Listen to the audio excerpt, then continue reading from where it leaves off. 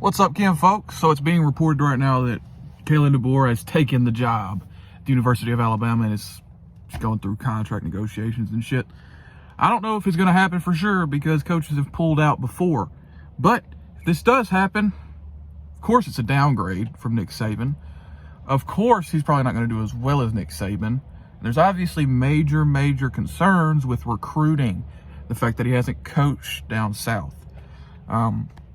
If you don't know a lot about Kalen DeBoer, I think he started out at Sioux Falls, Division II school, ended up working his way up, got an OC job at Indiana, ended up going to be the head coach at Fresno State, where he was the OC before he took the job at Indiana as offense coordinator.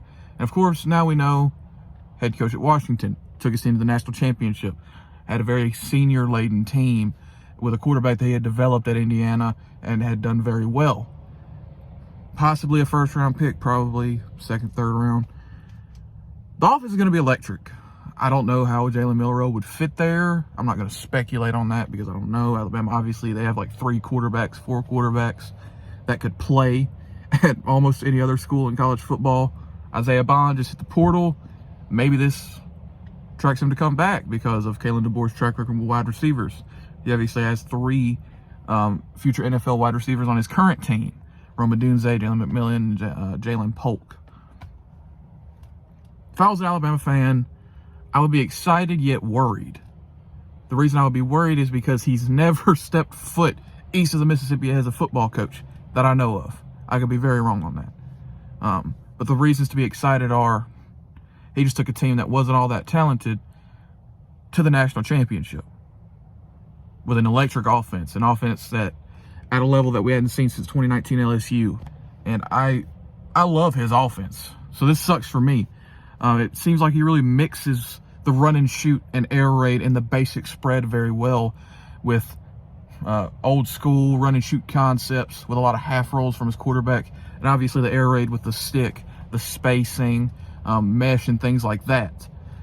So Alabama's going to stretch the field vertically, but they will also stretch it laterally. They're really good in the screen game, so it's obviously a major shift for the program, going from one of the greatest recruiters that we've ever seen, arguably the greatest, and the hands down by far greatest head football coach in college football history, one of the greatest defensive minds we've ever seen, going to an offensive heavy coach like Kalen DeBoer. But if you want to look at it through the lens of this is great, your offense is going to be phenomenal.